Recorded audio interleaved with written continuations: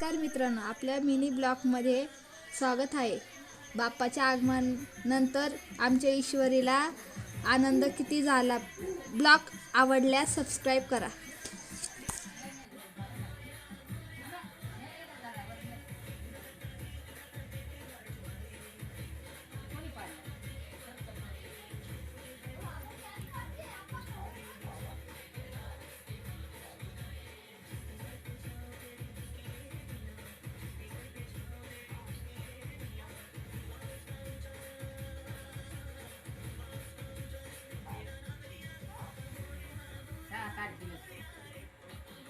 दहा दिवसाचे 6 तारखेला